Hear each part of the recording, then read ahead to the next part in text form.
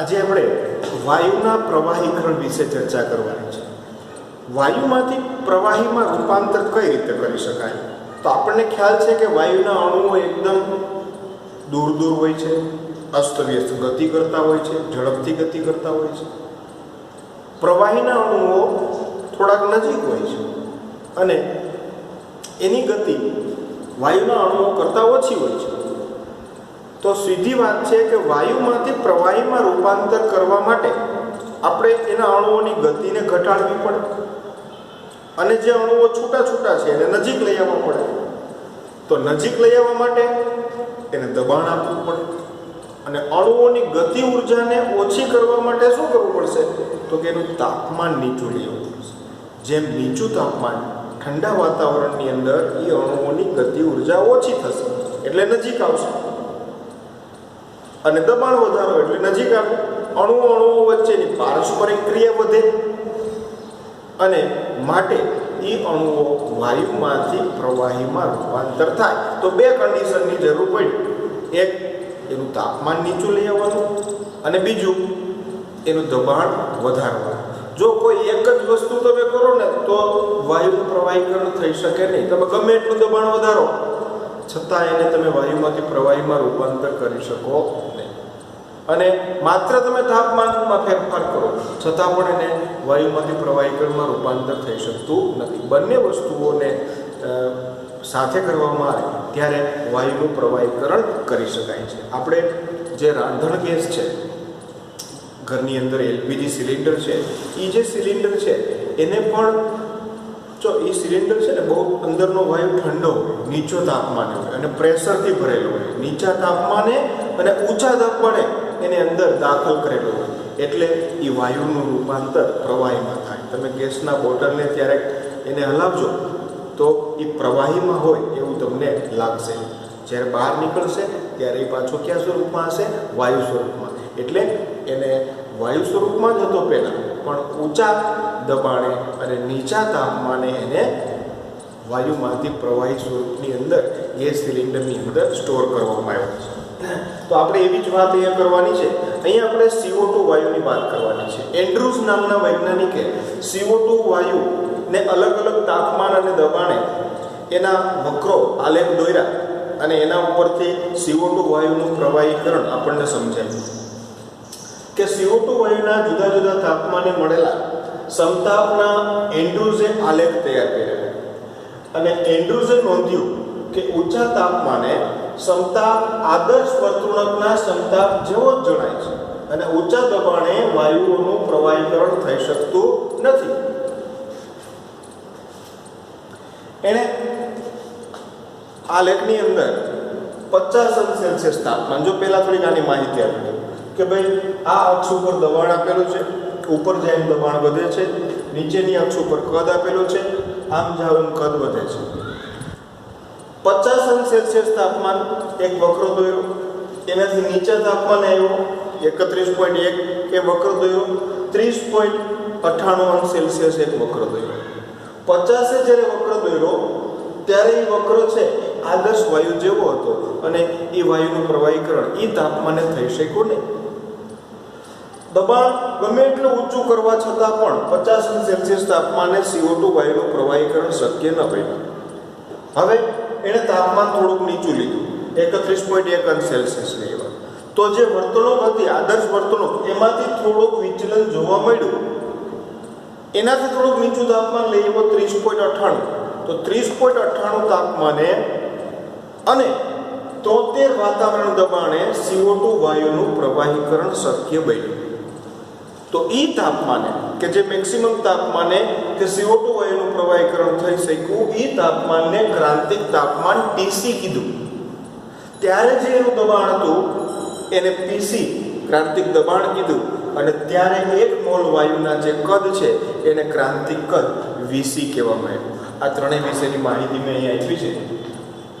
હવે કે જેમ જેમ તાપમાન નીચું લાવવામાં આવે છે એટલે કે ઉપરથી નીચે 50 થી પછી 31.1 કર્યું, પછી 30.8 કર્યું, નીચું લાવવામાં આવે છે તેમ તેમ વક્રનો આકાર બદલાય છે. આ વક્ર હતો એનો આકાર બદલાયો.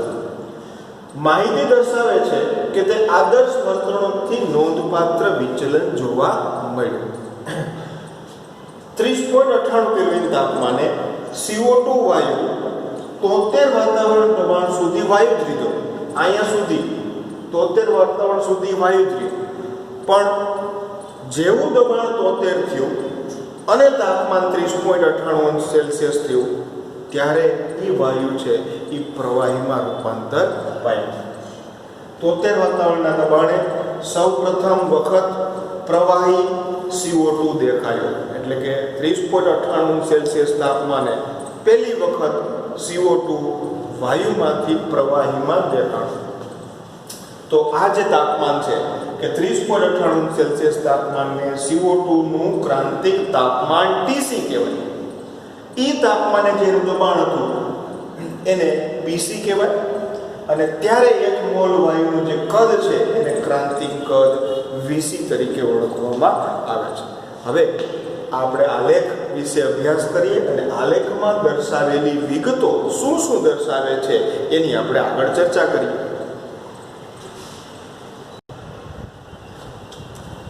જો મિત્રો આલેખ દોરવો છે ને એ એક જો વ્યવસ્થિત દોરવાનો, આમાં ઘણી બધી લાઈન છે.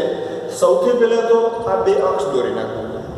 અક્ષ દોર્યા પછી આ જે ઘુમ્મટ જેવો આકાર છે ને આ ઈ દોરી નાખવાનો. એના પછી સૌથી પહેલા એક આ લાઈન દોરવાની. કઈ 30.98 વાળી છે ને આ લાઈન દોરવાની. આ એક અહીંયા લાઈન દોર નાખવાની અને એક લાઈન છે ને એ અહીંયા દોર નાખવાની. પછી તો કે એક 50 સેલ્સિયસ વાળી એક વક્ર, એના પછી આ 31.1 સેલ્સિયસ વાળો વક્ર, અને પછી 30.98 વાળો વક્ર. 30.98 વાળો વક્ર દોરો ને એટલે આ લાઈન અહીં નીચે આવે એને BC કહેવાનું, આ લાઈન અહીંયા આવે એને PC કહેવાનું. આ જે વક્ર છે અહીંયા ટચ કરે છે આને. હવે તમારે ABCD દોરવાનું છે. A થી લઈ B, B થી C, આ તાપમાન 21.5 અને C થી આમ ઉપર જવા દેવાનું, એને D કહેવાનું. અહીંયા H અને G કીધા છે બોલા બે વક્ર, બરાબર. ABCD જેવો જ એક બીજો વક્ર અહીંથી આમ, બરાબર. આ લેખ આપણું કમ્પ્લીટ થઈ ગયું. અહીંયા V1 કહેવાનું, અહીંથી આપણે V2 કહેવાનું, અહીંયા VC કહેવાનું. હવે આપણે ABCD નો એકવાર અભ્યાસ કરવાનો છે. અહીંયા CO2 વાયુ છે એ બિંદુએ આલેખમાં, ત્યારે એ બધો જ વાયુ સ્વરૂપે છે, ત્યારે એનું કદ V છે. હવે તાપમાન ત્યારે એનું કેટલું છે? 21.5 અંશ સેલ્સિયસ. કેટલું તાપમાન છે? 21.5. A થી દબાણ વધારે છે, દબાણ વધારવામાં આવે એટલે કદમાં ઘટાડો થાય. A થી B સુધી પહોંચે છે ને ત્યાં સુધી વાયુ છે, પણ જેવો B પહોંચશે ને એટલે એ વાયુનું પ્રવાહીકરણ શરૂઆત થઈ જશે. હવે 21.5 અંશ સેલ્સિયસ એનું દબાણ P2 છે, ત્યારે CO2 વાયુનું પ્રવાહીકરણ શરૂ થયું. પ્રવાહી છે ને વાયુ છે, બે અવસ્થામાં છે. B થી C સુધી એનું દબાણ વધતું નથી, અચળ રહે છે P2. કદ સંકોચાય છે. કદ ક્યાંથી V થી છે ક્યાં સુધી થાય છે? V2 સુધી. કદમાં ઘટાડો થાય છે, સંઘનન પ્રક્રિયા થાય છે એમની વચ્ચે વાયુ, અને રૂપાંતર શેમાં થાય? પ્રવાહી. આ જે વચ્ચેની અવસ્થા છે B થી C, એમાં પ્રવાહી અને વાયુ સંતુલન અવસ્થામાં છે. હવે જ્યારે તમે C એ પહોંચી ગયા ત્યારે બધો જ CO2 વાયુ છે ને એ પ્રવાહીમાં રૂપાંતર પામી ગયો. હવે તમે દબાણ વધારો, P2 થી લઈ ગયા P3, તો પ્રવાહીકરણ નહીં થાય, પણ કદમાં થોડો ઘટાડો થશે. કેટલો? તો કે V2 થી V1 જેટલો. પણ એ રેખા આમ સીધી મળશે ઉપર, અહીંથી C થી ક્યાં જશે? D સુધી. ત્યારે એના કદમાં થોડો ઘટાડો થશે, પણ વધારે પ્રવાહીકરણ થશે નહીં, કારણ કે સઘળો વાયુ છે એ પ્રવાહીમાં રૂપાંતર પામી ગયો છે. આ જેમ આપણે A થી B, B બી થી સી અને સી થી ડી જોયું, એ જ વાત આપણે એના વર્ણનમાં કરવાની છે. આવું જ અહીંયા પણ જોવા મળે ક્રાંતિક તાપમાન. પણ અહીંયા શું છે કે આ જે બીસી રેખા છે ને એવડી લાંબી જોવા નથી મળતી, માત્ર એક બિંદુ જેટલું થઈ ગયું છે, આ ઈ બિંદુ, ABCD, આ ઈ બિંદુ. એટલે કે ઈ બિંદુએ જ બધો જ વાયુ છે એ પ્રવાહીમાં રૂપાંતર થઈ જશે. ત્યારે એનું દબાણ 73 bar હશે, વાતાવરણ હશે, અને ત્યારે એનું તાપમાન 30.98 °C હશે. ત્યારે એનું કદ હશે એ BC હશે. એને આપણે ક્રાંતિક તાપમાન, ક્રાંતિક દબાણ અને ક્રાંતિક કદ કીધું. જો કે 21.5 °C તાપમાને CO2 વાયુ તરીકે બિંદુ A થી B સુધી પહોંચે છે. A થી B સુધી તમે એનું દબાણ વધારો એટલે A થી B સુધી એ વાયુ સ્વરૂપે છે. બિંદુ B એ અમુક કદનું પ્રવાહી દેખાય છે. આ બિંદુ B એ થોડુંક પ્રવાહી રૂપાંતર શરૂ થાય છે. કોનું? CO2 વાયુ. વધારે સંકોચનથી દબાણમાં ફેરફાર થતો નથી. જો સંકોચન થાય છે પણ દબાણ તો P2 કોન્સ્ટન્ટ રહે છે. સંકોચન થાય છે, કદ ઘટે છે, પણ P2 દબાણ B થી C સુધી કોન્સ્ટન્ટ અચળ રહે છે. બિંદુ B થી C એટલે કે અહીંથી અહીંયા પ્રવાહી અને વાયુમય CO2 સાથે સહઅસ્તિત્વ ધરાવે છે.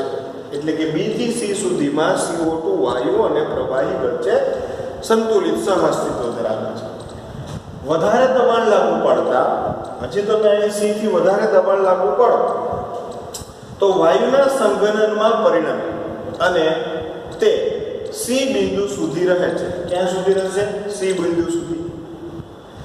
બિંદુ C એ બધો જ વાયુ સંઘનન પામે છે અને એનું રૂપાંતર પ્રવાહીમાં થાય છે.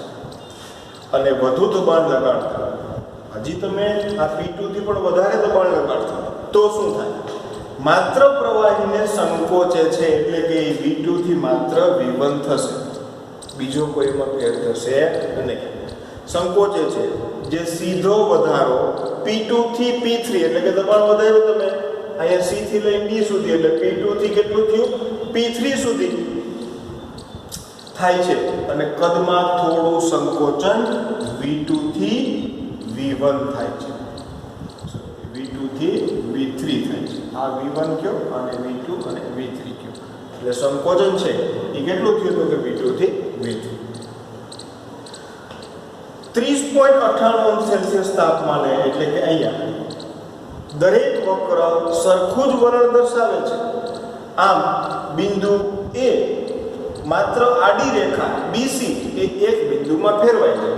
આ ABCD જેવું જ વલણ છે એ 30.98 થાય, પણ આ જે BC છે ને એની બદલે માત્ર એ બિંદુએ જ બધો જ વાયુ છે એ પ્રવાહીમાં રૂપાંતર થઈ જાય. ત્યાં આવી BC જેવી અવસ્થા જોવા મળતી નથી કે જેમાં પ્રવાહી અને વાયુ સહઅસ્તિત્વ ધરાવતો હોય.